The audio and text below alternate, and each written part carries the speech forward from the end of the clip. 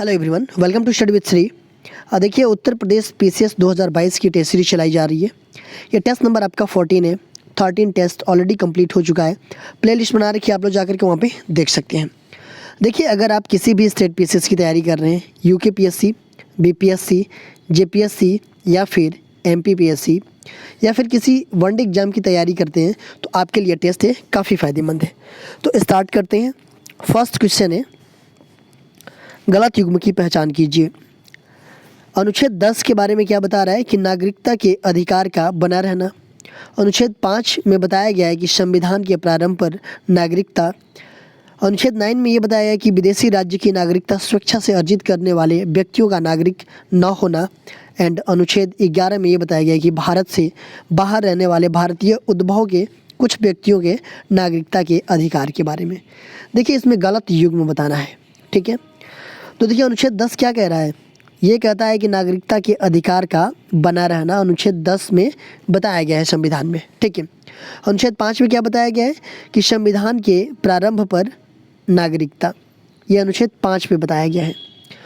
अनुच्छेद 9 में ये बताया गया है कि विदेशी राज्य की नागरिकता स्वेच्छा से अर्जित करने वाले व्यक्तियों का नागरिक न होना, ठीक है, ये भी सही है।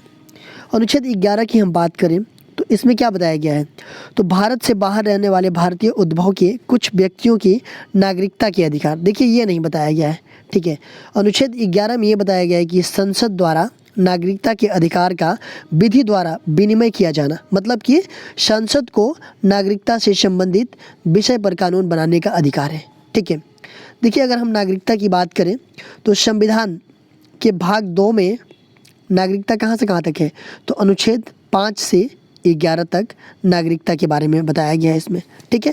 तो ये डी ऑप्शन आपका गलत हो जाएगा।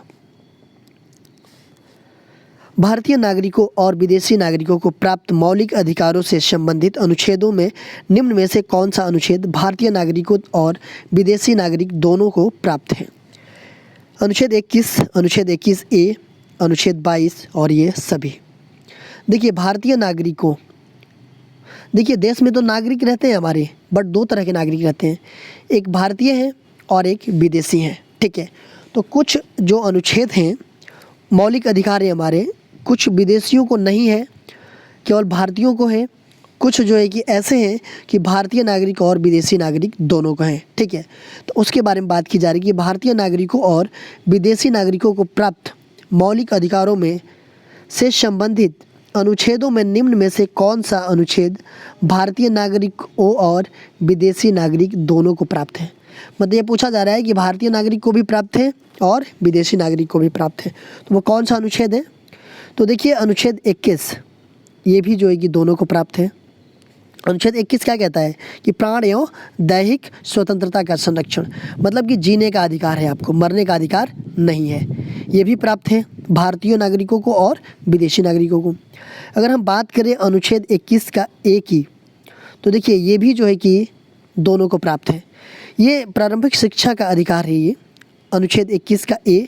और ये जो है कि आपका 86वां संविधान संशोधन हुआ था 2002 में, तब ये जोड़ा गया ए, 21 के ए, मतलब 21 था, ए जोड़ा गया, ठीक है। इसमें क्या बताया गया कि ये जो है कि इसमें जो है कि राज्य जो है कि 6 से 14 वर्षों की आयु के बच्चों को निःशुल्क एवं अनिवार्य शिक्षा का उपबंध करेगा, ठीक है। अनुच्छेद 22 की हम बात करें तो कुछ दशाओं में गिरफ्तारी और निरोध में संरक्षण का अधिकार है, ठीक है। तो ये तीनों जो है कि है, तो ये सब भी हो जाएगा डी। किसकी अध्यक्षता वाली एक उच्च स्तरीय कमेटी ने 9 जनवरी को प्रत्येक वर्ष प्रवासी भारतीय दिवस मनाने की सिफारिश की थी? डॉक्टर LM सिंघवी, बलवंत राय मेहता, आबिद हुसैन, तारकुंडे। देखिए, वो पूछा जा रहा है कि किसकी अध्यक्षता में एक उच्च स्तरीय कमेटी ने 9 जनवरी को प्रत्येक वर्ष प्रवासी भारतीय दिवस मनाने की सिफारिश की थी? कौन सी कमेटी थी? तो वो डॉक्टर LM सिंघवी कमेटी थी। देखिए, डॉक्टर लक्ष्मीमल सिंघवी। देखिए, ये जो है कि जो प्रवासी भारतीय दिवस है 9 जनवरी को मनाया जाता है, ठीक है। और 9 को क्यों मनाया जाता है? तो 9 को ही महात्मा गांधी जी दक्षिण अफ्रीका से अपने देश आए थे। 9 जनवरी कब आप लोग ईयर बताइएगा मुझे कि दक्षिण अफ्रीका से महात्मा गांधी जी 9 जनवरी को दक्षिण अफ्रीका से भारत आए थे, किस ईयर में। 9 जनवरी तो डेट बता दिया, बट ईयर आप लोग मुझे कमेंट बॉक्स में बताइएगा, ठीक है। और इसी दिन को जो है कि तभी से ये 9 जनवरी को मतलब ये डिसाइड किया गया। और ये शुरुआत कब से हुई, तो ये 2003 से ये शुरुआत हुई, ठीक है, भारतीय प्रवासी दिवस की। दोहरी नागरिकता के संबंध में निम्न कथनों पर विचार कीजिए। भारतीय न्यायालयों ने दोहरी नागरिकता को अस्वीकार किया है। दूसरा है कि भारतीय संविधान के अनुच्छेद 11 के मुताबिक भारतीय संविधान संसद को नागरिकता से संबंधित विषयों पर कानून बनाने का अधिकार प्रदान करता है। उपयुक्त कथनों में से कौन से कथन सही हैं। देखिए, इसमें पूछा जा रहा है दोहरी नागरिकता के संबंध में बात की जा रही है। भारतीय न्यायालयों ने दोहरी नागरिकता को अस्वीकार किया है, बिल्कुल सही है। भारत में एकल नागरिकता है, ठीक है, दोहरी नागरिकता नहीं है, बिल्कुल सही है। देखिए, भारतीय संविधान के अनुच्छेद जो 11 है, इसके मुताबिक भारतीय संविधान संसद को नागरिकता से संबंधित विषयों पर कानून बनाने का अधिकार प्रदान करता है। किसको कानून बनाने का अधिकार है नागरिकता के ऊपर, तो भारतीय संसद को। अनुच्छेद 11 में ये बताया गया है, ठीक है। तो ये भी आपका सही है, तो ये दोनों हो जाएगा सही, सी ऑप्शन हो जाएगा, 1 और 2 दोनों। भारतीय नागरिकता अधिनियम 1955 में संविधान के प्रवर्तन के दिन से भारत की नागरिकता प्राप्त करने के आधार की 5 विधियों में निम्न में से कौन सी विधि इसमें शामिल है। पंजीकरण, देशीकरण, क्षेत्र सम्मिलित होने पर उपयुक्त सभी विधियाँ। क्वेश्चन क्या कह रहा है कि जो भारतीय नागरिकता अधिनियम है 1955 का, उसमें संविधान के प्रवर्तन के दिन से भारत की नागरिकता प्राप्त करने के आधार की 5 विधियां में निम्न में से कौन सी विधि इसमें शामिल नहीं है। देखिए, भारत की नागरिकता प्राप्त करने के लिए 5 विधि है कि किस किस कारण से आप जो है कि भारत की नागरिकता प्राप्त कर सकते हैं।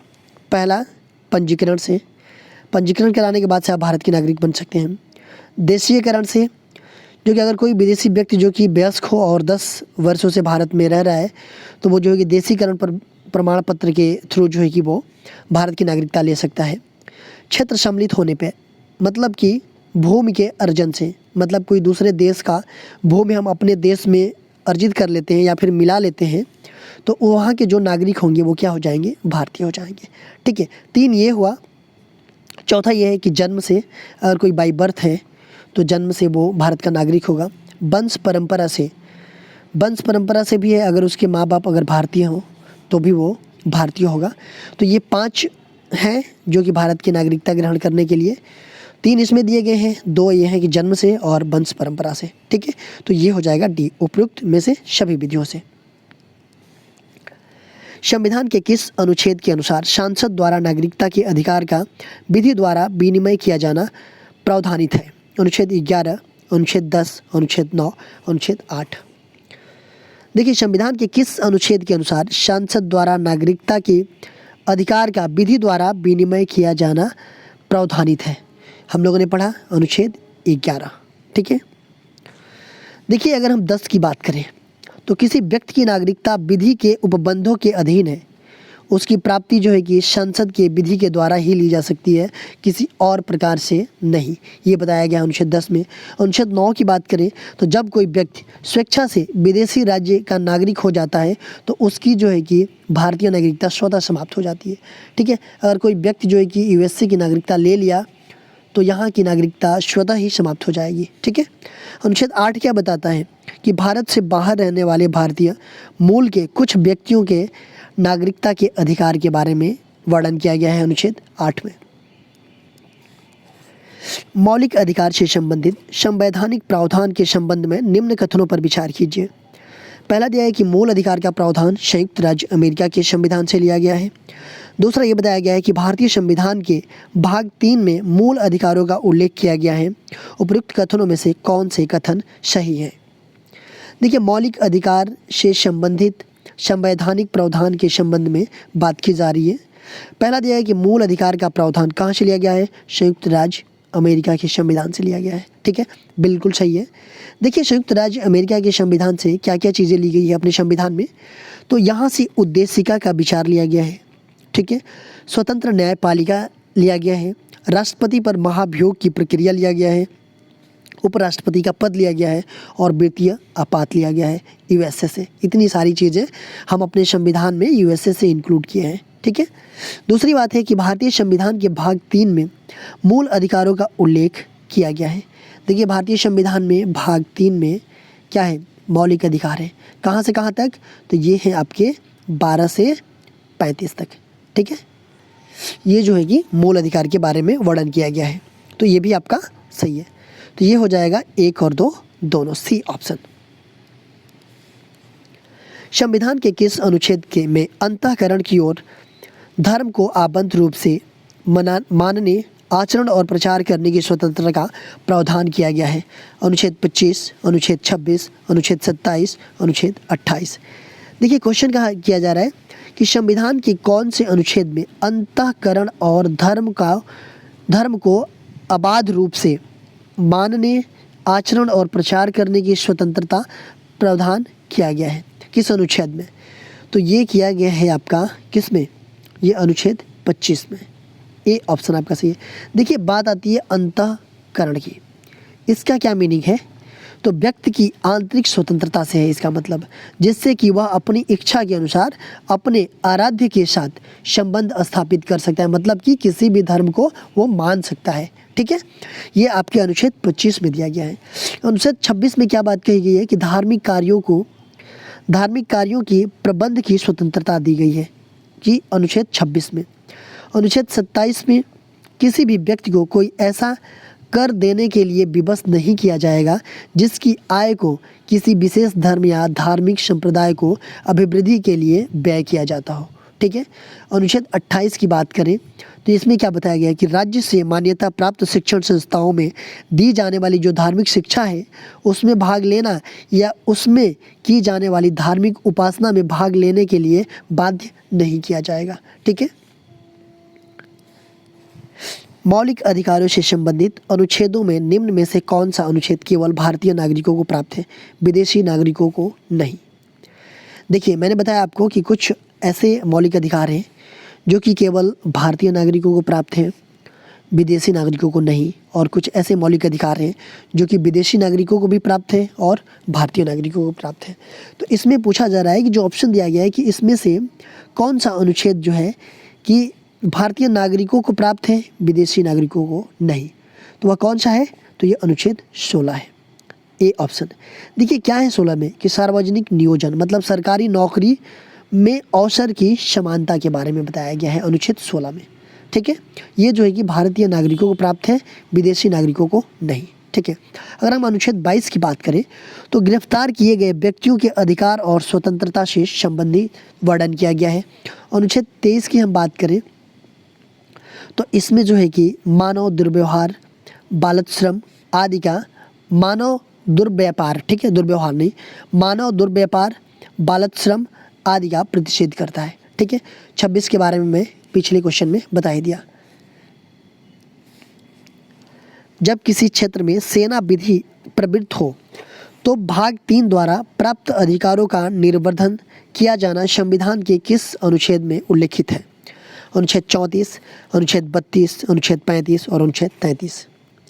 देखिए, पूछा जा रहा है कि जब किसी क्षेत्र में सेना विधि प्रवृत्त हो तो भाग 3 मतलब कि मौलिक अधिकार द्वारा प्राप्त अधिकारों का निर्वर्धन किया जाना संविधान के किस अनुच्छेद में उल्लिखित है? तो ये उल्लिखित है आपका किस में, अनुच्छेद 34 में। 32 क्या कहता है? संवैधानिक उपचारों का अधिकार। ठीक है, आपको पता होगा कि फंडामेंटल राइट्स का अगर हनन होता है तो आप डायरेक्टली सुप्रीम कोर्ट या हाई कोर्ट जा सकते हैं। ये कॉन्स्टिट्यूशन रेमेडी है ये। ठीक है, ये जो है कि आपका संवैधानिक उपचारों का अधिकार है। अनुच्छेद 35 के बारे में हम बात करें तो ये केवल संसद को कुछ विशेष मूल अधिकारों को प्रभावी बनाने के लिए कानून बनाने की शक्ति प्रदान करता है, अनुच्छेद 35। और अनुच्छेद 33 की हम बात करें तो ये अनुच्छेद सांसद को यह अधिकार देता है जैसे कि सशस्त्र बलों, अर्धसैनिक बलों, पुलिस बलों और खुफिया एजेंसी के मूल अधिकारों पर प्रतिबंध लगा सकता है। ठीक है, इसका क्या उद्देश्य होता है कि उसमें जो है कि अनुशासन बनाए रखना। इसीलिए बहुत सारे डिफेंस पर्सनल होते हैं, उनको फंडामेंटल राइट्स सारे नहीं मिलते हैं। ठीक है, तो ऐसा नहीं है, ये डिफेंस पर्सनल हो, अर्धसैनिक बल हो या फिर पुलिस बल हो या खुफिया एजेंसी हो, इन ऑर्गेनाइजेशन को ये सब सारी चीज़ें अनुच्छेद 33 के तहत सांसद जो है कि प्रतिबंधित कर सकता है उनके फंडामेंटल राइट्स को। ठीक है, कुछ दशाओं में गिरफ्तार और निरोध से संरक्षण का संबंध किस अनुच्छेद से है? अनुच्छेद 18, अनुच्छेद 19, अनुच्छेद 21, अनुच्छेद 22। देखिए, कुछ दशाओं में गिरफ्तार और निरोध से संरक्षण का संबंध किस अनुच्छेद से है? तो ये है आपका अनुच्छेद 22 से। अनुच्छेद 18 के बारे में बात करते हैं तो जो उपाधियों के अंत के बारे में बात करता है, मतलब कि उपाधि अब नहीं दी जाती है। जिनके पास उपाधियाँ थी उसका भी मतलब वो हो गया कि शेर बहादुर खां या जो भी चीज़ें, मतलब पहले बहुत सारी उपाधियाँ दी जाती थी ना, वो अब नहीं है। ओनली सेना में उपाधियाँ जो दी जाती है वही है। ठीक है, अनुच्छेद 19 की बात करें तो इसमें वाक एवं अभिव्यक्ति की स्वतंत्रता के बारे में बताया गया है। अनुच्छेद 21 आपका प्राण एवं दैहिक स्वतंत्रता का संरक्षण के बारे में बताया गया है। ठीक है, अनुच्छेद 22 समझ गए, कुछ दशाओं में गिरफ्तार और निरोध से संरक्षण का संबंध किस अनुच्छेद में? तो 22 में। डी ऑप्शन आपका सही हो जाएगा। गलत युग्म की पहचान कीजिए। अनुच्छेद 19 वाक एवं अभिव्यक्ति की स्वतंत्रता। अनुच्छेद 20 अपराधों के लिए दोष सिद्धि के संबंध में संरक्षण। अनुच्छेद 21 प्राण एवं दैहिक स्वतंत्रता का संरक्षण। एंड अनुच्छेद 24 मानव के बालश्रम एवं दुर्व्यापार का प्रतिषेध। देखिए, इसमें गलत युग्म बताना है आपको। ठीक है सॉरी। अनुच्छेद 19 इसमें जो है कि वाक एवं अभिव्यक्ति की स्वतंत्रता के बारे में वर्णन करता है, सही है। अनुच्छेद 20 अपराधों के लिए दोष सिद्धि के संबंध में संरक्षण करता है, ये भी सही है। और अनुच्छेद 21 जो है कि प्राण एवं दैहिक स्वतंत्रता का संरक्षण करता है, ये भी सही है। लेकिन अनुच्छेद 24 ये मानव के बलात्श्रम एवं दुर्व्यापार का प्रतिषेध ये नहीं करता है। अगर 24 के बारे में हम बात करें तो 24 जो है कि कारखाने में बाल श्रम आदि का निषेध करता है, बट मानव के बलात्श्रम एवं दुर्व्यापार का प्रतिषेध कौन करता है? तो वो अनुच्छेद 23 के तहत होता है। ठीक है, तो ये गलत है आपका, ये हो जाएगा डी ऑप्शन। अल्पसंख्यक वर्गों के हितों का संरक्षण का संबंध किस अनुच्छेद से है? अनुच्छेद 29, अनुच्छेद 30, अनुच्छेद 31, अनुच्छेद 32। देखिए, अल्पसंख्यक वर्गों के हितों का संरक्षण का संबंध किस अनुच्छेद से है? तो ये है अनुच्छेद 29 से। ए ऑप्शन आपका सही है। अनुच्छेद 30 क्या कहता है कि शिक्षा संस्थाओं की स्थापना और प्रशासन करने का अल्पसंख्यक वर्गों का अधिकार है। अनुच्छेद 31 संपत्ति का अधिकार था, जो कि समाप्त कर दिया गया। अनुच्छेद 32 ये संवैधानिक उपचारों का अधिकार है। अच्छा, अनुच्छेद 31 में जो संपत्ति का अधिकार था वो किस संविधान संशोधन के तहत जो है कि इसको समाप्त किया गया? आप लोग मुझे कमेंट बॉक्स में बताइएगा। असत्य कथन की पहचान कीजिए। 44वें संविधान संशोधन द्वारा यह उपबंध किया गया है कि आपात के दौरान अनुच्छेद 20 और 21 निलंबित नहीं किए जा सकते। अनुच्छेद 15 द्वारा प्रदत्त मूल अधिकार केवल नागरिकों को प्राप्त हैं। एंड सीधे आया कि अनुच्छेद 27 द्वारा प्रदत्त मूल अधिकार केवल भारतीय नागरिकों को प्राप्त है। अनुच्छेद 26 द्वारा प्रदत्त मूल अधिकार भारतीय नागरिकों और विदेशी नागरिकों दोनों को प्राप्त है। इसमें से असत्य कथन बताना है आपको। ठीक है, देखिए, जो 44वां संविधान संशोधन हुआ था उसमें जो है कि आपात के दौरान अनुच्छेद 20 और 21 निलंबित नहीं किए जा सकते। ठीक है, इसमें 44वां संविधान संशोधन द्वारा ये उपबंध किया गया है, बिल्कुल सही है। लेकिन 44वां संविधान संशोधन कब हुआ था? आप लोग कमेंट बॉक्स में मुझे बताइएगा। बी है कि अनुच्छेद 15 द्वारा प्रदत्त मूल अधिकार केवल नागरिकों को प्राप्त है। ठीक है, अच्छा देखिए, ये जो है कि 20 और 21 क्या है? 20 जो है कि आपका अपराध के लिए दोषी सिद्ध के संबंध में संरक्षण है। 21वां प्राण एवं दैहिक स्वतंत्रता का संरक्षण है। 15 की बात करें तो 15 जो है कि धर्म, मूल वंश, जाति, लिंग या जन्म स्थान के आधार पर भेदभाव का निषेध है। और बात करें हम किसका, ये सी का, कि अनुच्छेद 27 द्वारा प्रदत्त मूल अधिकार केवल भारतीय नागरिकों को प्राप्त है। देखिए ये जो है कि आपका असत्य है। ये जो है कि 27 द्वारा प्रदत्त मूल अधिकार केवल भारतीय नागरिकों को प्राप्त नहीं है, ये भारतीय और विदेशी दोनों को प्राप्त है। ठीक है। 26 में यह दिया है कि अनुच्छेद 26 द्वारा प्रदत्त मूल अधिकार भारतीय नागरिक और विदेशी नागरिक दोनों को प्राप्त है। ये भी आपका सही है। 26 में क्या बताया गया है? 26 में धार्मिक कार्यों के प्रबंध की स्वतंत्रता के बारे में बताया गया है। तो आपका कौन सा हो जाएगा? ये गलत, असत्य, सी हो जाएगा। कार्बनिक अम्ल एवं प्राकृतिक स्रोत का कौन सा युग्म सही सुमेलित है?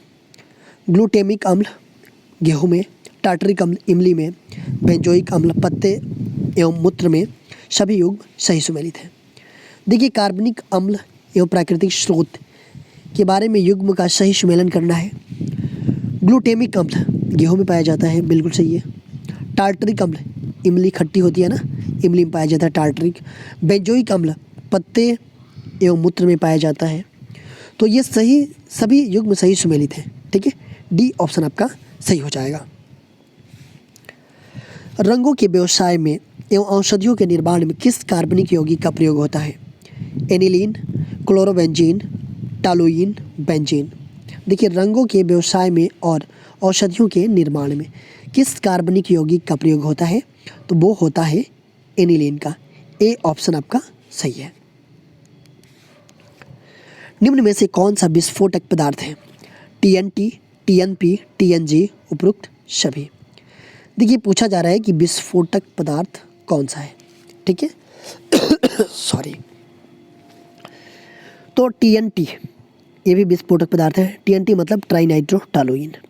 TNP ये भी विस्फोटक है, ट्राइनाइट्रोफिनॉल। TNG ट्राइनाइट्रोग्लिसरीन। ये सारे जो है ये विस्फोटक पदार्थ हैं। तो डी ऑप्शन आपका सही हो जाएगा। सोडियम कार्बोनेट को निम्न नाम से जाना जाता है? सुहागा, सोडा एस, ग्लाबर साल्ट, धावन सोडा। सोडियम कार्बोनेट और किस नाम से जाना जाता है? तो इसको सोडा एस के नाम से जाना जाता है। सोडियम कार्बोनेट का फॉर्मूला क्या होता है? Na2CO3। Na2CO3। तो बी ऑप्शन आपका सही हो जाएगा।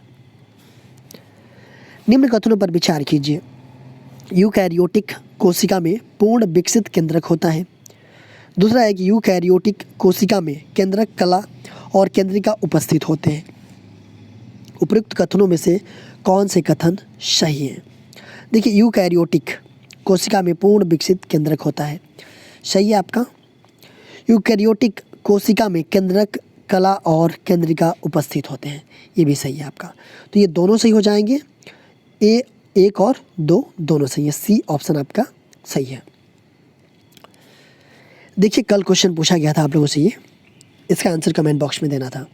फेरिक ऑक्साइड मिश्रित करने के फलस्वरूप किस रंग का कांच प्राप्त होता है? भूरे रंग का, हरे रंग का, नीले रंग का, काले रंग का। देखिए फेरिक ऑक्साइड मिश्रित करने के फलस्वरूप किस रंग का कांच प्राप्त होता है? तो ये भूरे रंग का कांच प्राप्त होता है। ए ऑप्शन आपका सही है। आज का क्वेश्चन देख लेते हैं। राइबोसोम्स की खोज किसने की थी? कैमिलो ने, पायलेट ने, अल्टमैन ने, डिडवे ने। देखिए राइबोसोम की खोज किसने किया था, ये कमेंट बॉक्स में आप लोगों को बताना है। इसका आंसर मैं नेक्स्ट वीडियो में आप लोगों को बताऊंगा। देखिए अगर आप हमें इंस्टाग्राम पे फॉलो करना चाहते हैं तो इंस्टाग्राम पे हमारी आईडी है स्टडी विद श्री 25। फेसबुक पे एक मेरा पेज है स्टडी विद श्री के नाम से, और फेसबुक पे एक मेरा ग्रुप है UPPCS BEO ROBEO करके, और ये टेलीग्राम का लिंक है। इन सब सारे जगहों पे आप ज्वाइन हो जाइए। यहाँ पे भी स्टडी से रिलेटेड चीज़ें पोस्ट की जाती है जिससे आप लोगों को फ़ायदा पहुँच सकता है। दोस्तों वीडियो अच्छी लगती है तो आप लोग लाइक किया कीजिए, कमेंट्स किया कीजिए और अपने दोस्तों में शेयर किया कीजिए। अगर वीडियो अच्छी नहीं लगती है तो आप लोग डिसलाइक कर दिया कीजिए और कमेंट बॉक्स में मुझे बताइए डिसलाइक क्यों किया। वीडियो देखने के लिए धन्यवाद।